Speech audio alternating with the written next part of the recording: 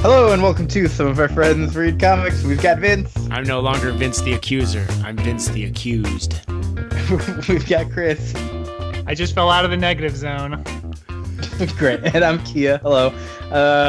We're going to outer space, y'all. We are talking about a big old Marvel event from the mid-2000s called Annihilation.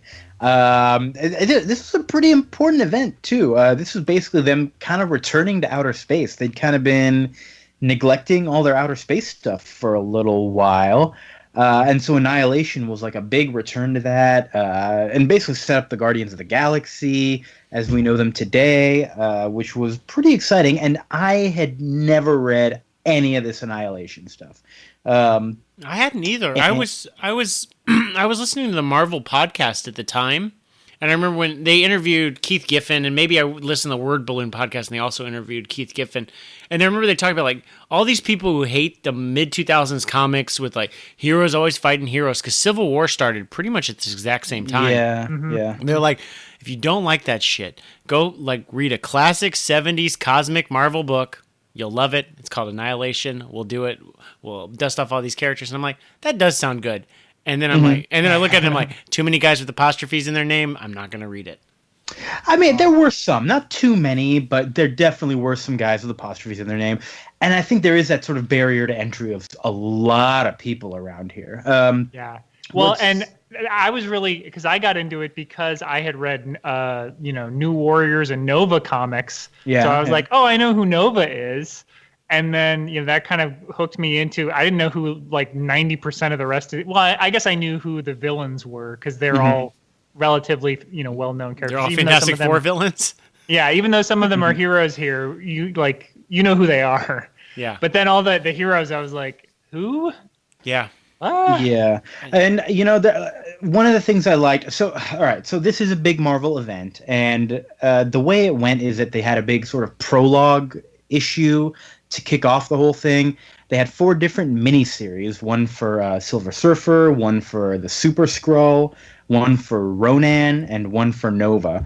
Oh boy, already some weird names. We'll get into that in Ronan is the bad guy from Guardians of the Galaxy, movie 1. Oh, that's right. Yeah, that's right. But he's a hero in this one, so... Yeah, it gets kind of weird. Silver Surfer is, you probably know him, Surfboard. Super Skrull. The Skrulls are like those shape-shifting bad guys. They're green aliens. Super Skrull is like from way in the early days of Fantastic Four.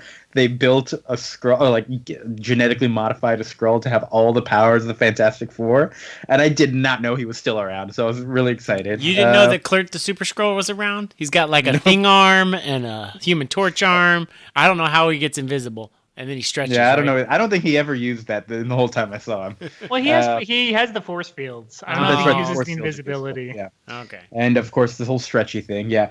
Clerk. He's the main offender as far as apostrophes and names. It's KL''RT. Yep. Clerk, I guess. Yeah. We just call him Super Skrull. And then Nova, who's pretty much, I think, the most important one. We'll get into all that later, but I really wanted to get into this thing, and I picked the worst week ever because I've been so busy, but I read over 30 issues of comic books for this podcast. I hope you're happy, listener. I did it for you. So, thank you, Kia. I was thinking about reading it, and I'm like, this is too much comics. I definitely bought all of it in a Comixology sale, and it's all on Marvel Unlimited. But I heard Silver Surfer was the best of the miniseries. Would you agree? I disagree, but I could see how somebody would say that. Okay. I remember liking the Quasar one. Quasar? There was a Quasar one? Well, I guess it was the Nova one that Quasar dies in. Spoiler alert. Yeah. That is in that one. I really enjoyed the Nova one as well. That was my favorite. And we'll kind of talk about all these as we get into the story. But I guess we should sort of lay out the groundwork of what is this whole thing about? What is this big event doing? Basically, there's this bad dude called Annihilus, right? He's like king of the bug people or something from the negative zone. He's from the negative. What is the negative zone? Yeah, it's an alternate universe, right? That's like kind of orange. I only know it from the Ultimate Universe. Yeah, it's kind of. It's an old Fantastic Four thing where it's I think the first kind of other dimension they ever go to, and that's where a lot of the Fantastic Four's villains are from. So you got Blastar, the exploding man.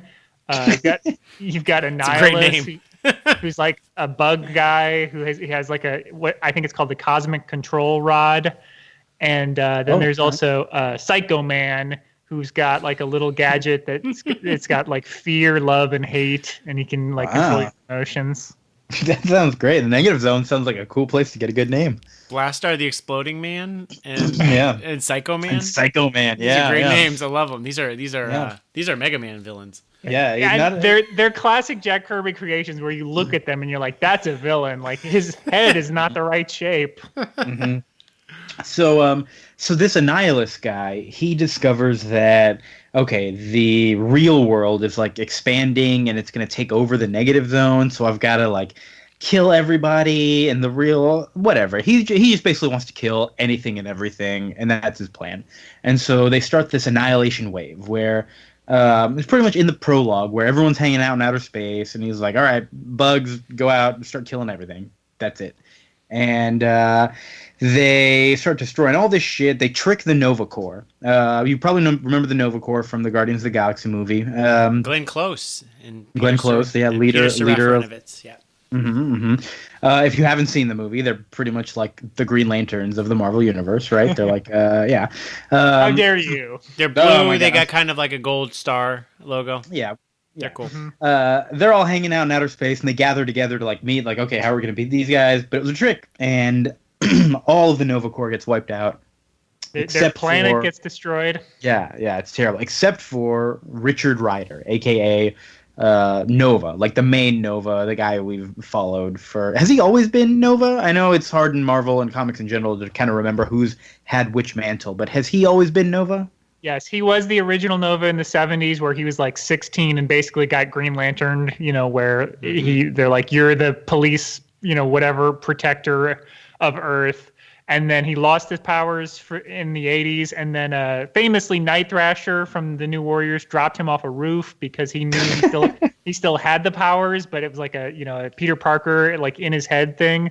So dropping him off a roof like activated them. And he's like, how did you know that would work? He's like, well, I really didn't, but I thought it might. Yeah, I read some Spider-Man comics. I figured it'd work. Worth a try.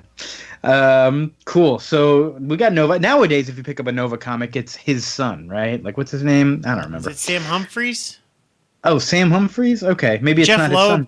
Jeff Loeb created a young Nova, right? I think it's Sam. Yeah. Sam sounds like a right name, yeah. I know it's Jeff Loeb, so I didn't read it.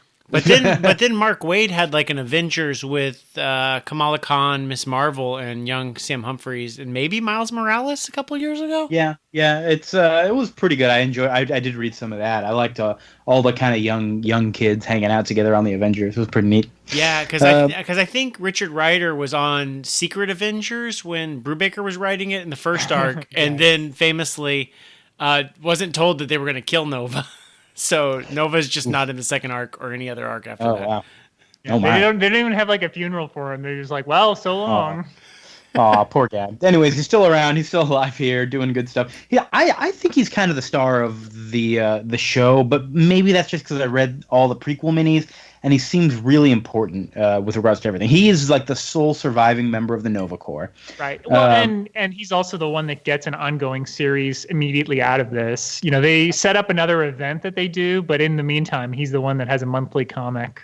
And like honestly, his mini, like it was the most engaging for me because like the Nova Corps, I guess, has this I don't know, this world mind of some sort. I think that's what they call it, that exists, and it has to like stay alive. And so it puts itself in Nova's body. And so he is like harboring all the information of their culture, everything that has ever existed. And it's just like sitting inside him. And the last guy to do that went crazy. And so he's just like trying to keep it all in check. And he's got all this power. And I thought that was like a fun sort of story that was easy to follow. He kind of went around meeting all these other people, ran into Drax and Cammy. And that's the status quo of his ongoing series for like the first year or so is like World Mind like wanting to do this stuff. And he's like, no, I have to do this, World Mind. And it's a good little conflict. I was really confused to not see that show up in the main series at all later when we read it in actual like the Annihilation 1 through 6. Like it never comes up, which was a little weird to me because it was my favorite part of the prequels.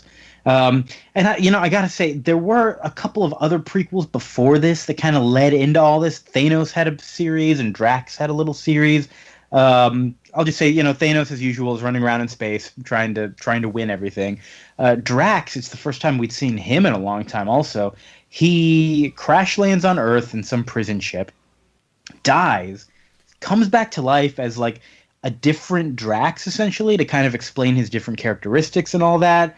And they never actually explain how it happens, but so I was kind of looking up Drax and what was going on with him. I didn't realize he was a human. Like Drax is a human from Earth who Thanos killed along with his family, and then up in space they're like, oh boy, we need somebody to take down Thanos. Hey, let's bring this guy back to life. He's already mad. Cool. And they put him in this like Drax body, and it's like, all right, great. Now you're Drax the Destroyer. Go destroy Thanos. And so that's why it's his like number one reason for being. Pretty neat. Right. So he comes back as like the God of War Batista form that we all know today, and not the Hulk looking guy that we've seen in previous comics. Right. So there's that. And yeah, basically these minis are kind of everyone dealing with the Annihilation wave. We'll talk about all of them as we get into the comic itself. But I think, boy, we've done enough prequel banter, whatever. Let's get into the comic. Yeah, let's do it. So, Annihilation, issue 1. Boy, Nova and Star-Lord. Star-Lord's here. This is the first time we've seen Star-Lord in decades as well. But he's like, no, Star-Lord's dead. I'm a mean guy now. I'm but he's got like a Terminator eye. Yeah, he's like a half cyborg or whatever. And I'm like, oh, are they going to explain how he turns into the fun-loving Peter Quill? Nope, they never do. Nope. He's just kind of, yeah. No, if you like Star-Lord from the movies, then you would like Richard Rider Nova. Yeah, Nova's your guy. You'd like Nova, yeah. I was reading that. I was like, yeah, Nova definitely is more the Star-Lord character. He and Gamora have a thing a little bit later, and I'm like, ooh, on again, off again. All right. Wait a minute, that's Star-Lord. Okay, no big deal. But yeah, they're having a good time. Also, Thanos and Annihilus are working together. For whatever reason, Annihilus is like, oh, hey, Thanos, I could use your help. And Thanos is like, I probably have a secret plot brewing, as I always do, because I'm Thanos. The good guys, so Nova and Star-Lord and everybody, they're dealing with this Annihilation wave. Like, it's a big deal affecting everybody. And so all these allies have come together, and they're trying to figure out how they can win.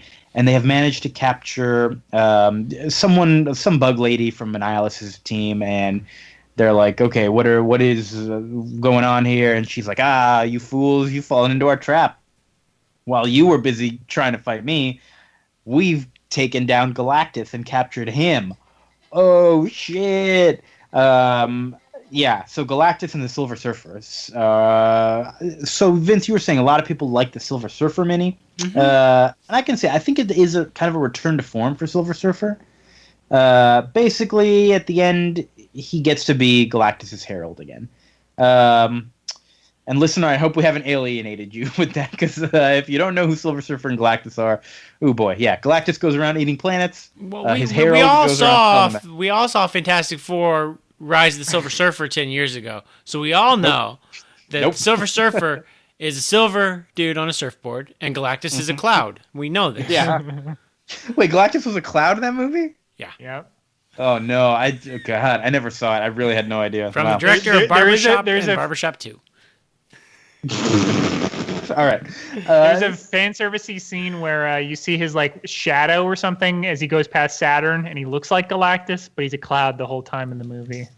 I get that they're like, we can't have this goofy Jack Kirby purple robot thing walking giant around. Dude, yeah. But you know what? I think the world's ready for it. I would love to see that giant robot thing. I think that, and I think they use him really well in this comic too. He's kind of like this giant imposing figure, Because it's not like he's 20 feet tall in this comic. He's like 500 feet tall in this comic, and it's awesome. Like he's this giant, like god-like character, and they basically call him a god when Thanos is talking about how like Annihilus is like, hook me up, like give me that power that Galactus has, and he's like, I can't really do that. It's a really cool plan, because basically like Galactus wants to eat planets and then he converts it into cosmic power. And so basically what they say is Galactus is going to try to eat this planet, but we're not going to put the food in his tum-tum.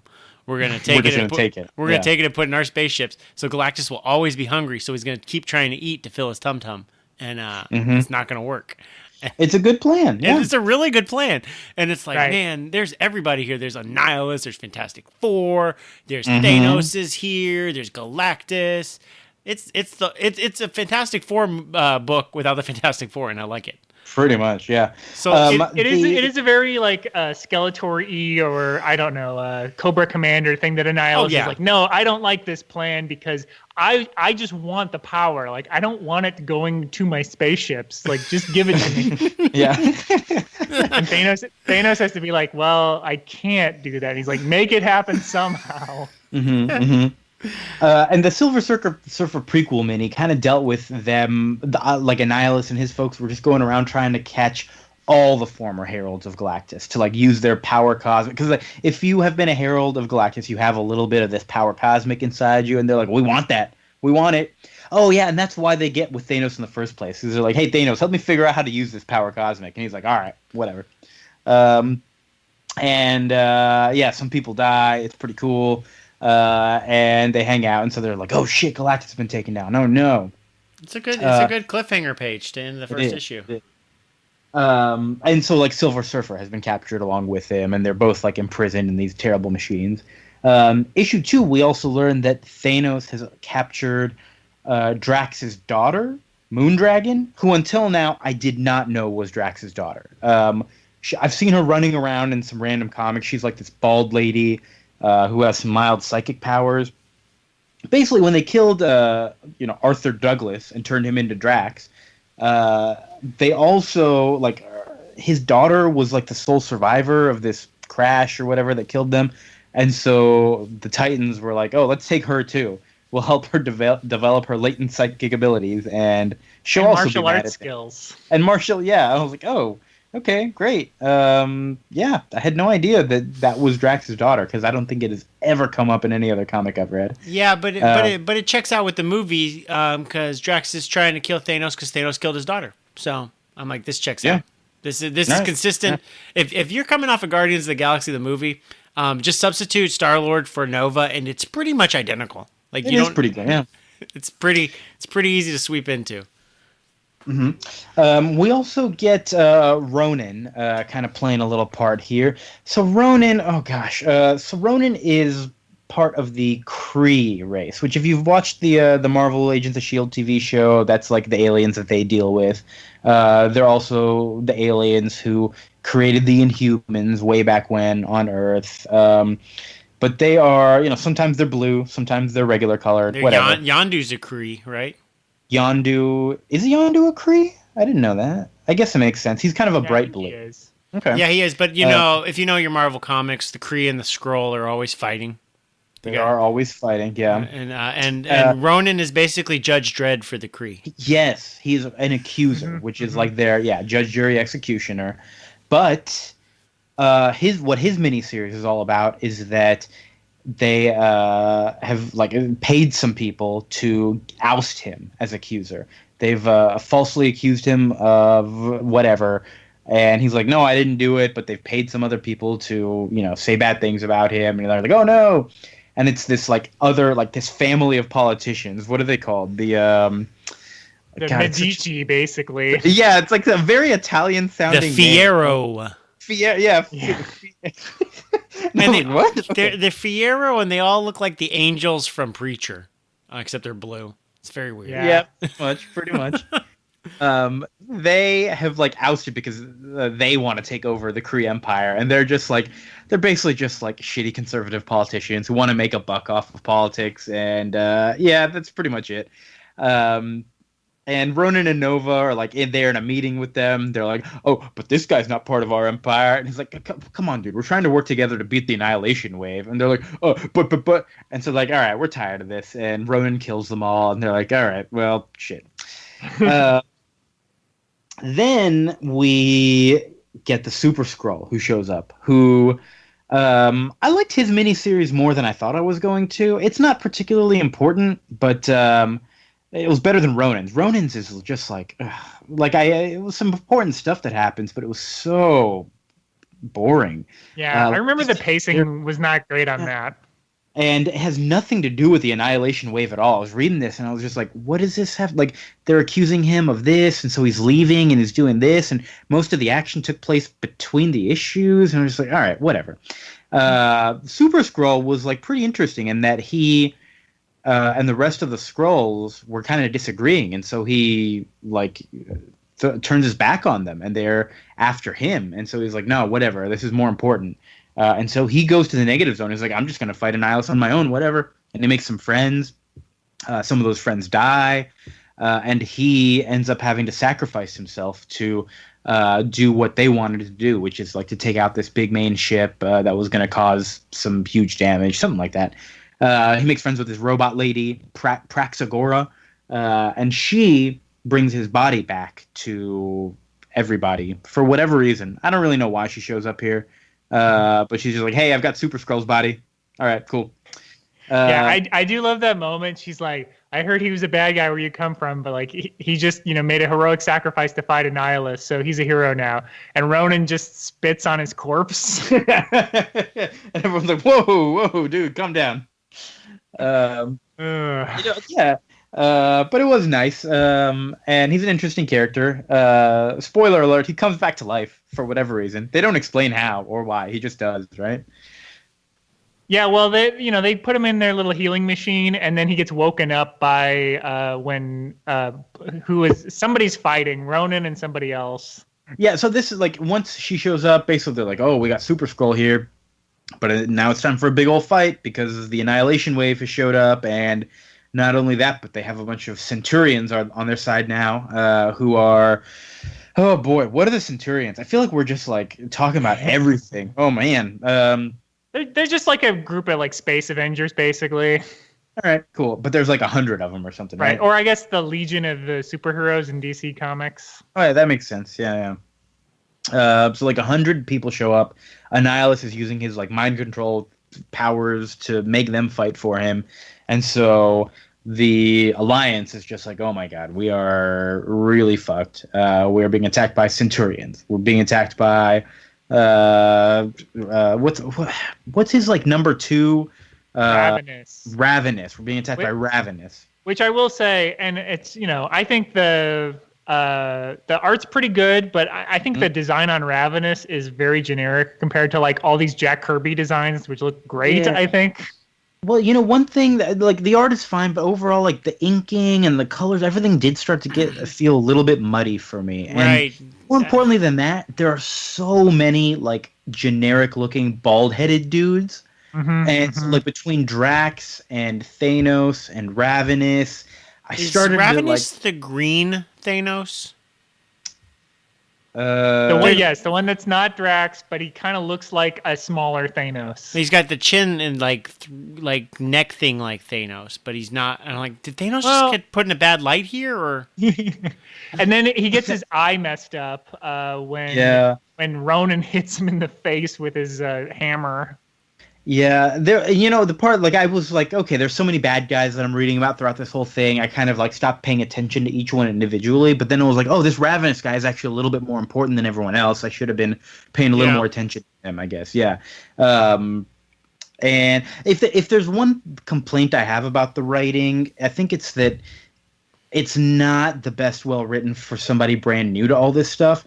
Reading the minis previously definitely helped me, and all those articles in the back. They had a lot of those handbook things like, here's some more detail about this person and that person at the back of each issue. So I was like, okay, it really started to help put the pieces together, but it's not the best written for somebody who's like just coming into all this stuff, because there are so many characters and it's easy to get lost. You still get the overall story, but yeah, there's a lot going on. Yeah, even with being because all I read was the mini, the issues 1 through 6, and even knowing Marvel Universe, and even having read like a lot of the Thanos books with you guys through the show. Yeah, I didn't know who half the people were, and I found a hard time figuring out who to focus on as like my hero, because like you would even say like Nova's the hero, but Nova disappears in and out, and like the whole like on the ground team like Gamora and Star-Lord and it may not be Star-Lord but just Peter Quill, they just kind of disappear, and then it does go all over the place because and then I think issue 4 is when I started once Thanos started taking the lead in issue 4, I was like, okay, now I have somebody to like center on that I know. They've got like clear motivations. They know what they're doing, and I like that. That's where I started like really getting on. I like the art though throughout the book. It's just really hard to figure out who's who. I think the coloring muddied and kind of washed everybody out. Yeah. Like, Vince, did you have any idea who that little fairy was on Thanos' shoulder? Oh, yeah. Nope. Did you? Yeah, it's like the weirdest thing. I thought that Ravenous was Thanos just in bad light for half the book. I'm not kidding you. I'm like, and then my notes are like, this may be Drax just drawn differently than I'm used to. But I think that might have been Ravenous. Yeah, and Thanos and Ravenous are on the same side, but also don't talk to each other really the whole book. Yeah. Ravenous basically is on his own, and then like Thanos and Annihilation have a bunch of scenes together. And then I guess we should get to the 4th issue, which is, I think, probably the best issue of the series. Right? Well, I think you're right. But real quick, in the 3rd issue, there is a lot of stuff that happens where Thanos starts to talk to Annihilus a little bit more. We see a little bit more about their plan. And this is where the pieces really started to come together. Like, they're talking about the power cosmic and how they're actually going to use that and how it's like, it's a biological thing that might work, but we can't really tell how it affects Galactus because he's not like a regular biology kind of thing.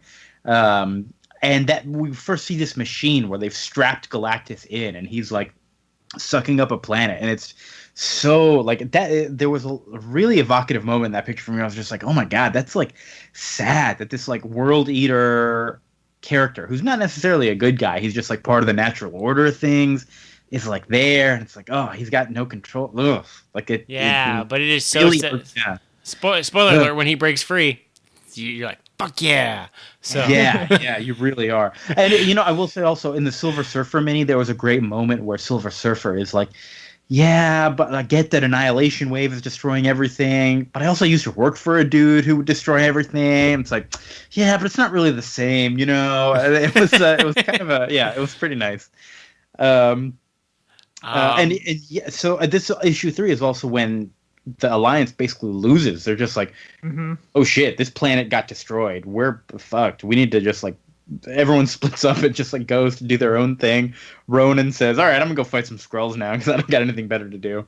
And so Super Skrull is like, okay, I'm gonna come with you. Why not? Then we get into issue 4, which is like, where things really get going. Drax killing bugs. Go ahead, Vince. I like this issue because now it's Thanos is like, I'm not going to put up with this Annihilus shit now. So I'm going to take out Annihilus. And I know I'm the only person that knows how to do this. And you're like, cool, Thanos is now on the good guy side. But wait, Drax is coming to kill Thanos. Uh-oh. So now we got like a 3-point war where like Nova and crew are coming to kill Annihilus and Thanos. Thanos is coming to kill Annihilus. And then Drax, who's also with Nova, is trying to kill Thanos. And then, spoiler alert, he kills Thanos at the end of the issue, which then fucks up the whole plan. But for like this whole issue, you're like, there's the misunderstandings of the Marvel heroes. Everybody's got separate goals and circles. They want to do different things. It's just going to completely fuck the plan, and I like that. And I'm like, this is really good like plot development, putting people's different motivations that are logical, and then just by doing that, it messes up the plot, and I like that. Yeah. There's like that moment where Thanos is like right about to release Galactus, and Drax is like, I'm here, ripping your heart out, die. It's so good. It was a really nice moment, especially because you also had Moondragon there, she's a psychic, and so she was like reading everyone's minds, like, no, don't worry, he's a good guy, he's with us, Dad, don't do this, Dad, no, Dad, you fucked us. Great. Yeah, and I like that Death appears looking like Death from Sandman, basically. As Thanos just sees her like with a bunch of bugs and is like, uh-oh. Like right before Drax tears his heart out. It's like, oh, this isn't good. I like when after he's dead, he dresses up like a ghost, like with his lady Mistress Death, and they're both in her clothes. That's pretty cool too. Yeah, and so I'm curious to know like what happens to him afterwards, because I know he's still around. He's got an imperative, right? The Thanos imperative was after this, right? Yeah, it's 3 years later. The Thanos imperative is the last big Nova Guardians of the Galaxy, yearly event that they do, and they've got to fight him again. So, but I do like it's a good misdirect because you assume like, oh, Annihilus and Thanos are working together. I know the book is called Annihilation, but like Annihilus, he's not the main villain. Right. Mm-hmm. And then it's like, no, it's not Thanos. Like, he's out of here. Yeah, so Thanos is dead in issue 4. Issue 5, Thanos was like, oh shit, all right. Oh, sorry, no, Drax was like, oh shit, we got to free the Silver Surfer and Galactus. But it was like Thanos had set it up to where only he can do it, and so Drax says, okay, what if I free the Silver Surfer and he helps me free Galactus? Cool. And yeah, there is like a really great moment where it's like, oh fuck yeah, Galactus is free. He's gonna be mad as fuck. Chris, I was going to ask you. I was going to ask you a question. Had the Silver Surfer and Galactus teamed up again since like Fantastic 450, or is this the first time the band had gotten back together? I can't imagine it was, but I don't think that had been his status quo. Like they might have had like a truce kind of situation, right? But like all through the 60s and 70s. And I think even into his series in the 80s, like, Silver Surfer didn't like Galactus, and they kind of kept them apart. And he was kind of not really his like big bad, but, like a major character that would only show up sometimes. But yeah, this definitely changes the status quo where he's like, okay, I'll work for you again. Mm-hmm. Which is kind of a big deal. Yeah, that's like, because that was essentially his first appearance. It's like, all right, I'm done working for you. Not his first, but early appearance, No, it was his first. Was it his very first? Oh, wow. Yeah. I guess I didn't realize that. Yeah, it feels like you always think of him as the Herald of Galactus. And, but that's just like, what, Fantastic Four, 48, 49, 50, I think? Mm-hmm. Trilogy of issues? Yeah. Well, that's something we need to read sometime. Way back in the 60s, yeah. Crazy. Most of issue 5 ends up being about Ronan and how he frees the Kree people from the horrible conservative politics. The House of Fierro. Fierro. He basically kills them all, shows up, and he becomes the new leader of the Kree. Hey, who was that big head in the jar that he killed? That's the Supreme Intelligence? Oh my god. The best. Yeah. So the Supreme Intelligence is like the leader of the Kree, is that it? Yeah, so the Supreme Intelligence is like if you imagine if America took like all of our best leaders, just fill in your political leanings of who that would be. I don't care. So Donald Trump and nobody else got it. He's the best leader. And then put them in a android brain in a jar. Mm-hmm. It was like 30 feet tall and said, well, you get to be the leader forever now of our culture. So it's the combined brains of all their best leaders. Okay, all right. Robot body that's just a head. Uh-huh.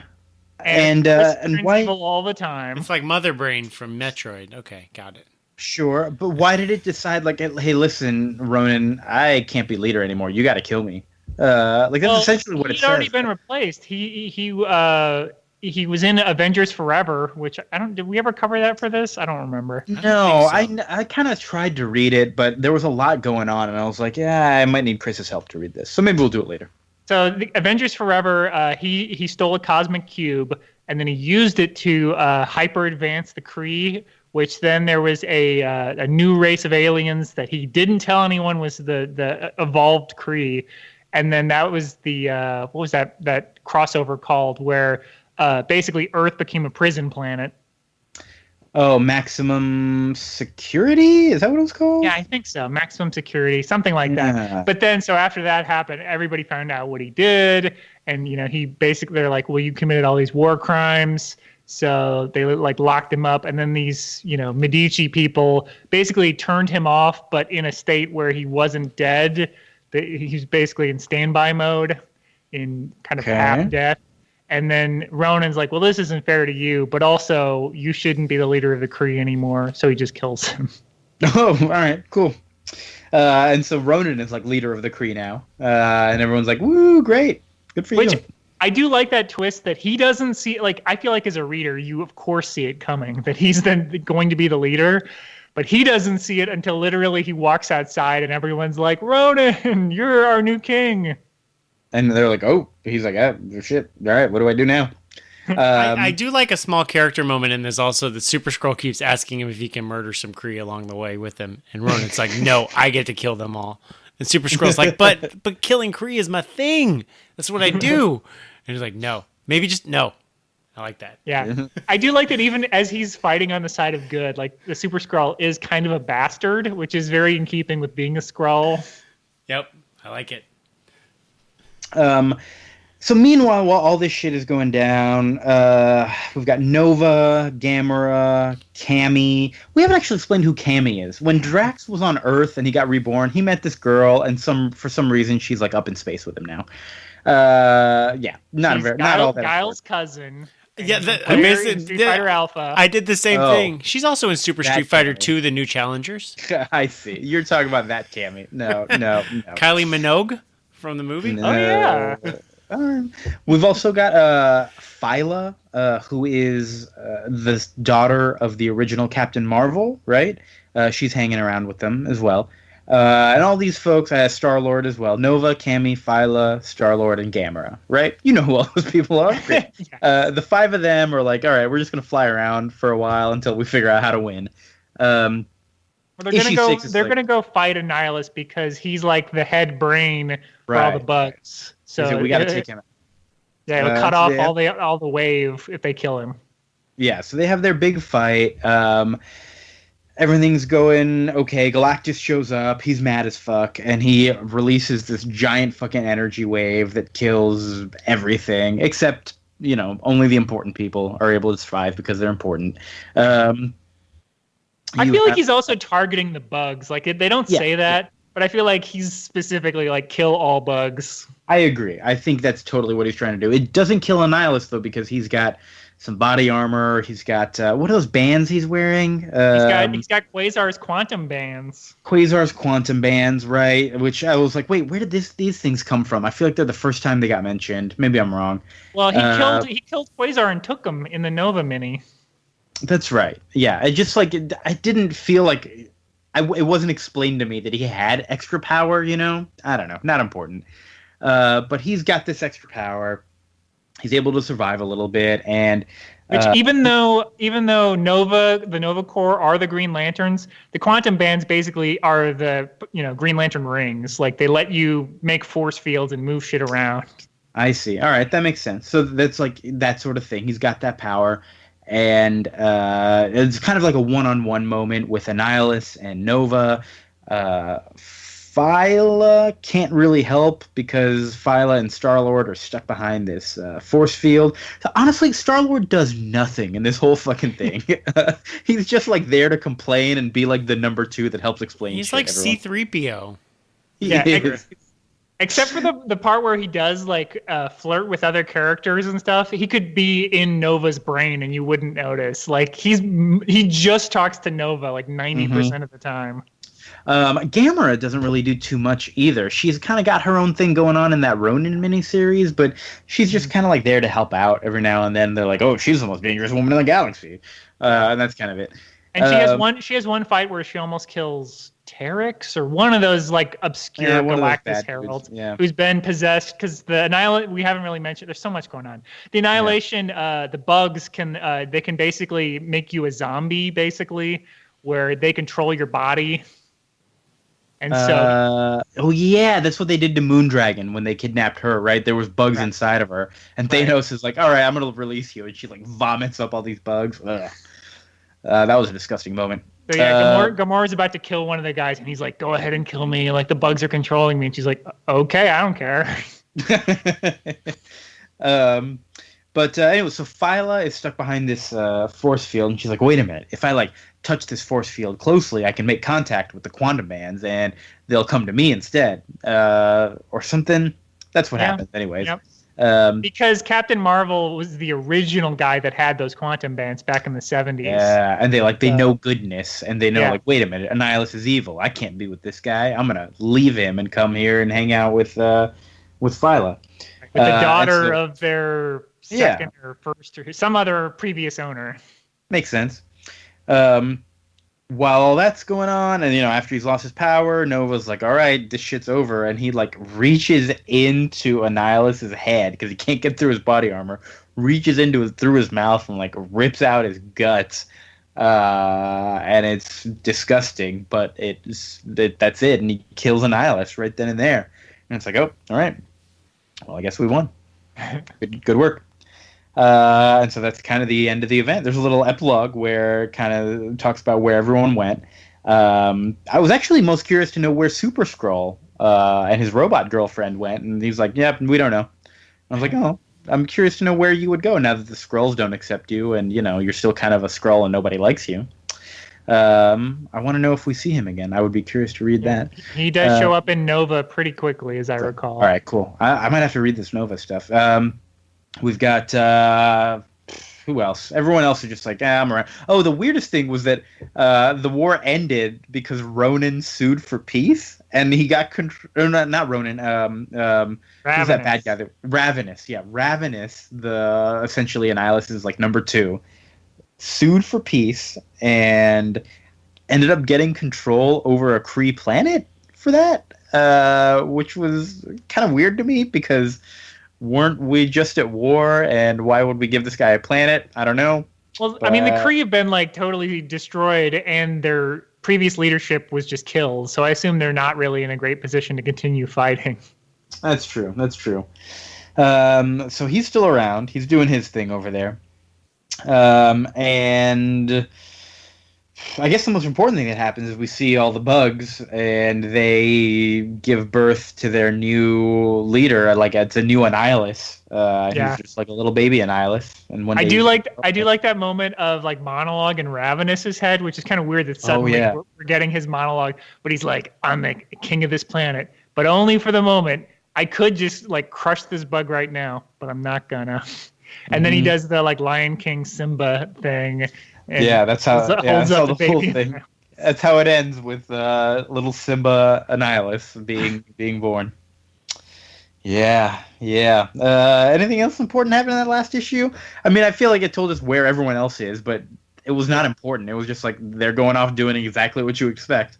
Yeah, Galactus is gonna go get revenge on some people. Yeah, probably eat some planets. He's probably still hungry.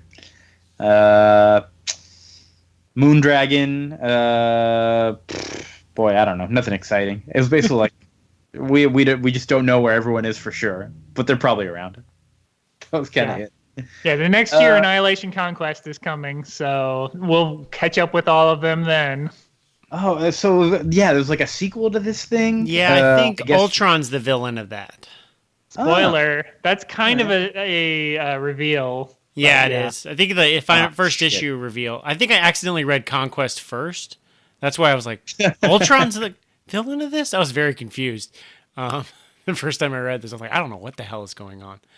But the Conquest is what sets up the modern-day Guardians of the Galaxy. Mm-hmm. Oh, okay. Yeah, so that's what I was wondering about. I thought this was what was going to kind of set up the Guardians of the Galaxy, but I was like, yeah, it doesn't really feel like they've come together as a team at all. So that makes it is like, again, the first time we've seen so many of these characters in ages. But it's really crazy when you think about the timeline of they did Annihilation basically to reestablish Marvel's cosmic universe, which had been pretty well neglected. I mean, Thanos obviously had a maxi series in 04. Mm-hmm. Yeah, and you had like Captain Marvel had a little mini series for a while. I remember when Peter David was getting into contests with Bill Jamis about who could sell more comics because Captain Marvel wasn't selling that well, but he made it this weird contest, which I think was about Marvel. He thought that Marvel would outsell Captain Marvel, and of course it didn't. It's infamously stupid. Yeah, I never read Marvel. What was that?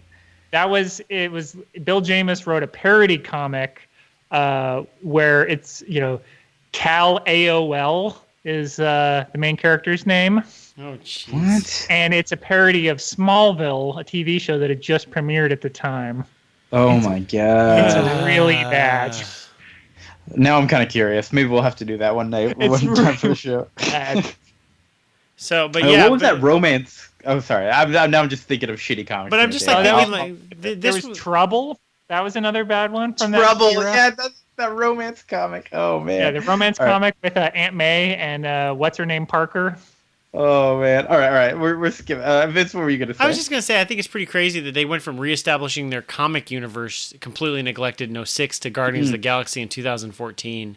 Like, yeah, it's such a quick turnaround of just like, hey, we barely have established this in the comics, but you know what? We know it's going to work in the movies, and I was just at Disneyland like a couple weeks ago, and they converted the Twilight Zone ride into a Guardians of the Galaxy ride.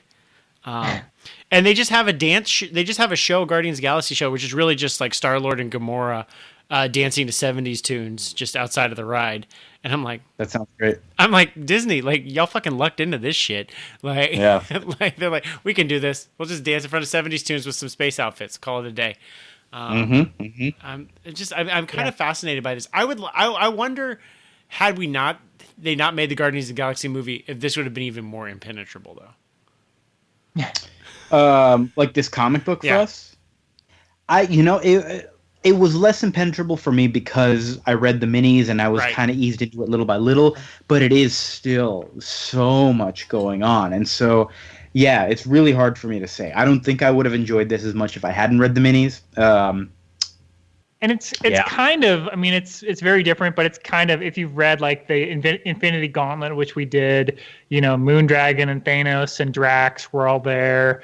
So there's at least some characters where you can kind of piece together. And I guess, are we to kind of reviewing the whole thing? Because I think this book is really damn good. I do too. I do too. I really enjoyed it. I think it has some problems for sure, but overall for an event, I was like, this is not the same as a lot of other events I've read, and I kind of appreciate that. And it's so good that because Quasar doesn't have a comic, and like, Drax doesn't have a comic when this comes out. So you really believe like anybody could die. Like there's nobody where you're like, oh, well, you can't kill that guy. You can't kill Spider-Man. He's got 5 comics coming out. Legit status quo changes. And I think the secret is there was nothing else going on in these books except the main book.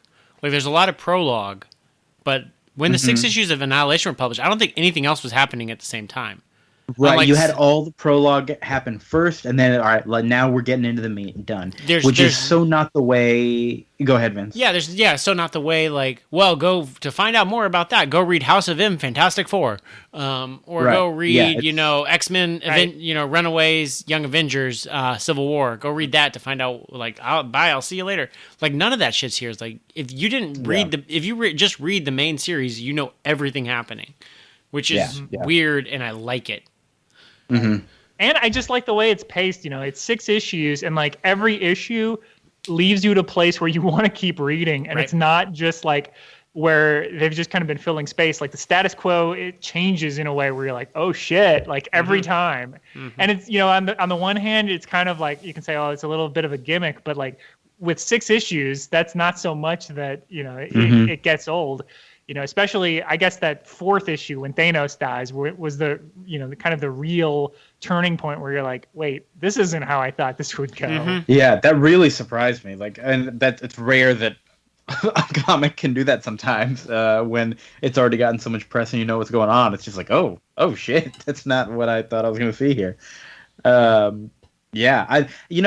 always kind of talk about like, okay, would you keep reading this? It's hard to say with a big event, but I was starting to get a little disappointed. Like, oh, I don't think this is going to lead into Guardians of the Galaxy. I don't think I'm going to be able to read anything after this. But knowing that Nova spins out of this, I'm like, hell yeah, I definitely want to keep reading some Nova after this to see where this goes. And I think if you guys haven't read the Nova prequel at all, I would definitely recommend that. Okay. It was Dan Abnett, I think, wrote that. Abnett and Lanning, yeah. Abnett and Lanning, yeah. I think as much as I enjoyed the main series, I still think the Nova part was my favorite of all of the whole thing, that 4-issue prequel to it.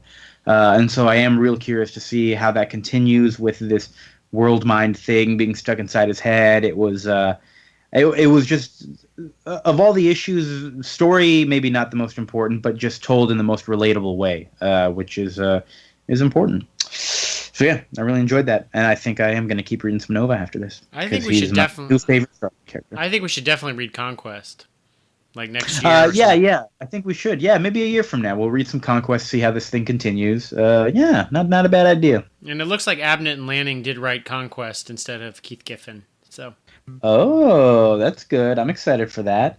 I think they had a better storytelling style that helps you sort of I think they recognize that a lot of these concepts are going to be foreign to a lot of people, and they help kind of hold your hand as you get into it, compared to Keith Giffen, who is a little less, a little less welcoming in that regard, where he just kind of throws you in. Which, again, for longtime fans, I think it is nice to see all these things being respected and revered, and just like, okay, here's all this cool stuff that you've been missing for decades.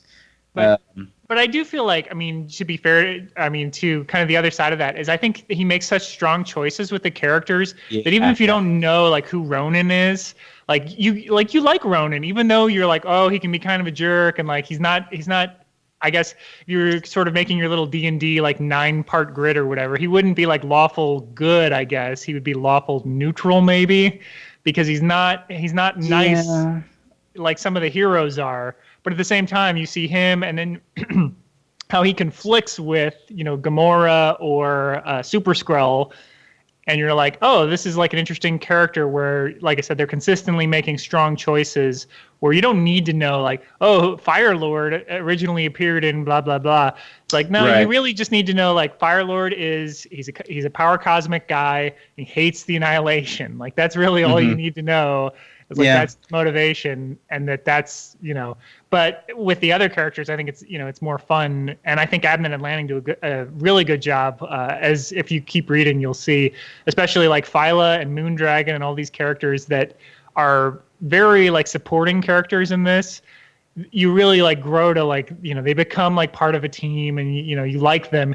And I think obviously the Guardians of the Galaxy movie is its own thing. But they took that kind of element of like just like these characters and like treat them in a way where everybody has their own thing and you know who they are.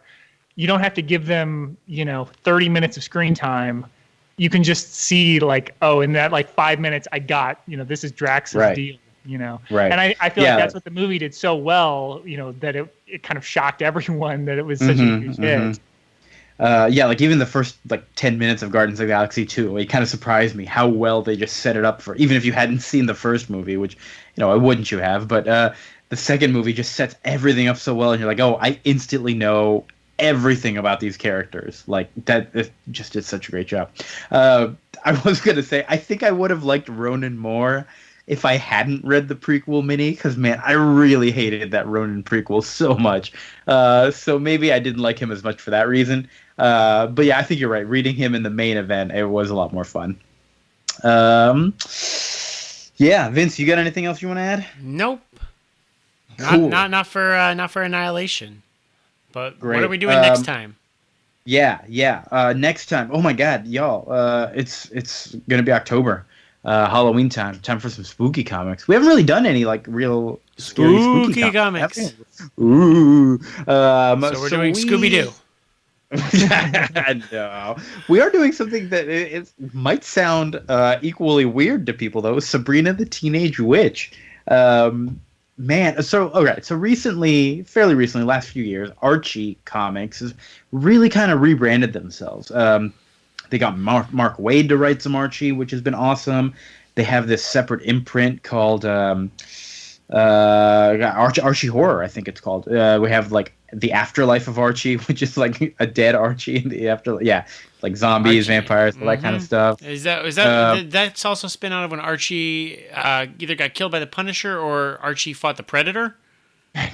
Yeah, something like that. I don't know. I've never read any of the Afterlife of Archie, but I have read their one other comic, which is Sabrina the Teenage Witch. The Chilling Adventures of Sabrina. Yeah.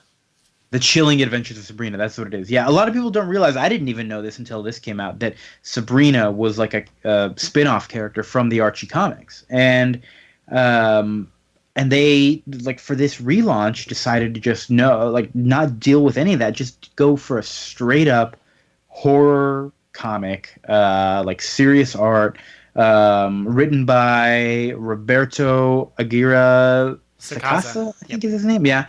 Art by who? God, I can't believe I don't know the artist's name. It's fucking good, though. It is really good. So good. Oh. Sabrina, the Chilling Adventures of Sabrina, like, I think, Kia, you recommended this to me like a year ago. It is so unbelievably good. It may be the only horror comic I've read that's actually scary. Yeah. Like, in a way that's it's not unsettling. Like, Like Salem, the talking cat, is an unsettling character. It's I love good. that it keeps Salem and Hilda and Zelda, and it manages to still be pretty like disturbing. But yeah, they're like straight up witches who eat people and like that kind of shit. Like, oh my god, well, it's not ironic though. It's not an ironic book. Like we're joking about this, but it's. And it's set in the 60s. And they bring back was it an Archie character, or was she just from some other like a Golden Age comic? I don't know. It's definitely in the trade though. Madam Satan is her name, Lady Satan. Yeah. So we're talking about this a lot already. Yeah, we should probably. This is this may be a first where we've all read the same book, or we've already read it before. It's all right. But it is. Yeah, I'm excited to reread it because honestly, it's been so long since I read it because. Their schedule is just terrible. The first 5 issues or 4 issues came out. This thing started in October of 2014 as a monthly comic, and 8 issues have been released. Well, that's because the writer is also the editor-in-chief of Archie and the showrunner of Riverdale. Yeah, so good for him. And there's like rumors that there might be a new Sabrina TV show coming out. They're developing a pilot. Yeah, I'm pumped. I don't know if we said the artist's name. I just looked it up. Robert Hack. That guy's a hack. Great. That guy's a hack. Not a hack. I knew you were going to say that. Anyways, I'm really excited for this. We're going to do the first 6 issues because 7 and 8 just came out. They start off a new little arc. Honestly, I mean, why not? There's only 8 issues. It's been a while since we read it. I'm probably going to read 7 and 8 before then. If you guys can, whatever. But yeah. I know there's new Sabrina. I'm going to read it. Right. Except I'm scared to read 7 and 8 because I know that fucking 9 and 10 are going to take another. I was going to say I want another trade, and then I can just buy that. Yeah. So, anyways, happy Halloween. Let's get into some horror stuff with Sabrina. Yeah, cool. Thanks for listening, everybody. For Vince and Chris and myself, Kia, thank you so much. We love you. We love having our voices inside your ears.